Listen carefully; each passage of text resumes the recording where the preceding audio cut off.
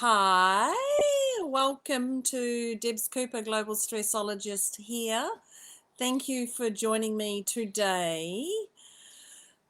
Let's just see how this one goes. I am currently outside. As you can see, it's a very different background. I decided today I'm going to go live from home in my outside office area, which is a beautiful day.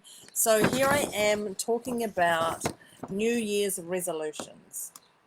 So let me know, so actually you'll definitely hear me. Let me know if you can't hear me or you can hear me and where you are in the world, and if you are watching a replay or not. So thank you. The last day of the year here in New Zealand and Australia. And for my people on the other side of the world, you'll be going to bed very soon and you will wake up to the last day. So we're just a little bit ahead of you. So New Year's resolutions actually irritate the crap out of me. I will definitely go there and say that. It just annoys me to the max because we wait until the end of the year, then we beat ourselves up of all the things we've done or not done, and it just comes around in a pattern that happens over and over again. So today I'm clearly going to talk about New Year's resolution, and I'm going to talk about how to debunk that idea, theme, whatever thought process you've got going on. So there's two things here about this, is make sure they are realistic. When you're setting these goals or inspirations or whatever you'd like to call them, resolutions, ensure that they are realistic, because often we have realistic and fantasy. So you can say, yeah, I want to go for, let's start exercising as of tomorrow, and I want to have a marathon run in 8 weeks' time. Is that realistic? Is your body going to maintain that? Is your mind going to maintain that? Is your lifestyle going to maintain that? So just make sure, for one, are they realistic or are they fantasy? Because we know the old fantasy ones that hit us. We go, yeah, that'll be a great idea. I used to be able to do this. So that's the other thing, is I used to be able to do this. Hi, Vicky. Thank you for joining. I used to be able to do this was back in the day. I ran marathons back in the, like half marathons back in the day, back in the day. Now, not so much. I sometimes struggle to even walk the dogs because I'll put a million excuses in front of that. So be aware of that resolution or that goal or inspiration that you're holding on to, and how long have you thought about it for? Because this could be the same thing that you're going to go, New Year's resolution. I'm starting on the 1st, I'm starting on the 2nd, I'm starting on the 3rd. By 2 weeks into January, I'll start in February, I'll start mid-year, I'll start da-da-da. So just be aware of those. How long have you actually had them? Now, if you've had them for 3 years or longer, nah. In fact, if you're actually repeating the same one from last year that you didn't get, is it really something that you want to do?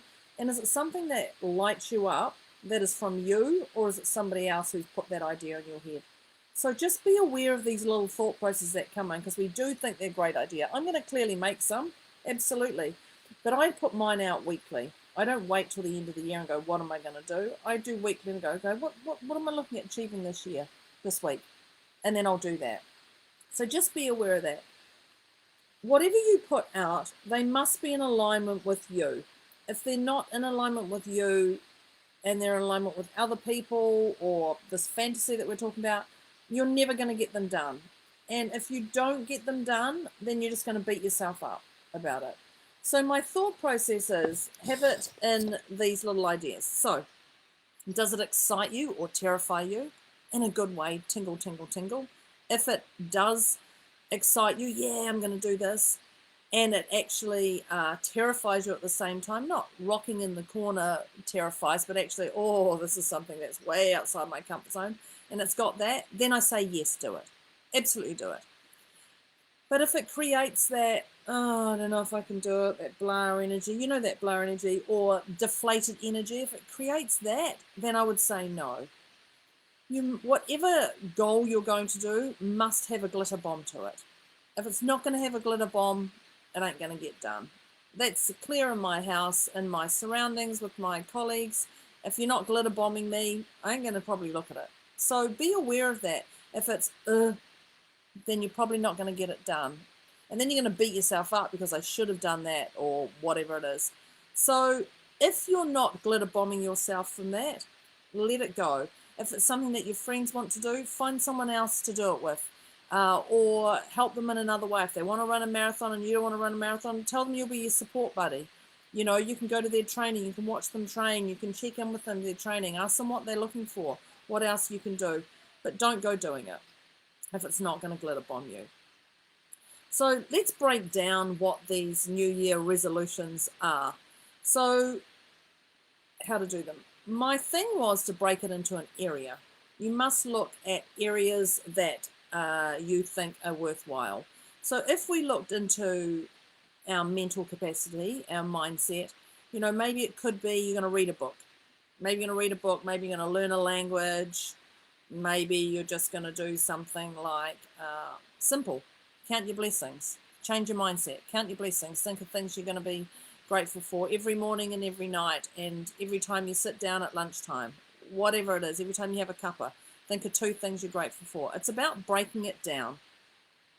If you can break it into your physical, what are those physical areas that you're looking for? So maybe you're looking to do exercise, maybe you're looking at healthy living, whatever it is. So break it down to that. Maybe you'd like to be refreshed every day. So there's obviously little things you're going to do.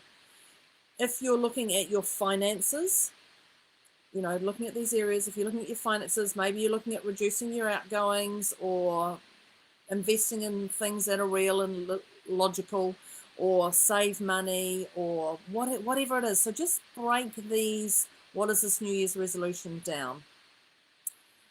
This is my favorite, is the social interactions. And this is your social being, what you watch on TV, what you listen to, any of those things. So even as we say, what you listen to, those podcasts, the TVs, the newspaper, any of that stuff, social media, verbally with people, what are those things that you'd like to enhance and up-level and glitter bomb yourself over? So maybe you'd love to speak with more love. Maybe you'd love people around you who speak with more love. You know, anything that's deflating glitter energy and you want to walk away from, maybe that's what it is. So just break these down to areas. And, you know, maybe an intimate relationship, maybe you would like to enhance it. Maybe you'd like to have one. Maybe you'd like to get rid of one. Maybe whatever it is. So just look at the bigger picture of those areas of where you're going to have that New Year resolution. There's clearly more. There's spiritual, there's family. What would you like in your family? What would you like in your spiritual connection? What would you like in your business connection? Think of all those things. You know, what would you like to do more of? What would you like to do less of? In the home life and the business life. Once you've got those broken down into areas of that New Year's resolution, go back and check if it's realistic or fantasy. Go back and check that. Are they yours or are they others? And then you're going to break them into tasks. And remembering this glitter bomb stuff, you're going to break them into tasks. But you must get clear on what they are. So say, for example, you want to change your mindset and you want to read a book. You love to read a book for this year. That's your New Year's resolution. I'm going to read a book. So how long are you going to take to read that book? What are you going to do? Are you going to do a chapter a day, breaking this task down? Are you going to do a chapter a day? Are you going to do a chapter a week? What are you going to do to commit yourself to reading that book? Is it a glitter book? Is it not a glitter book? Are you going to share that knowledge with someone? Are you going to read it with somebody else? Is someone else going to read it and then you debrief it? Like, what's going to unpack this? So it's not just about reading the book. What lights you up? What's that glitter bomb? And ensure that you know where that glitter is, because that's the important stuff in you. If you don't know where that glitter is, that's the stuff that spins you down and down and down, and you go round and round in a circle and you become a hamster on a wheel. So have a look at that. What is that glitter bomb? Just make sure we've got this. Yep, we've still got it going. Fabulous. The other thing is, if you're looking at your finances, which is a great one for people to really get clear on finances, so have a look at what it really is. What is this about your finances? Are you looking at it overall?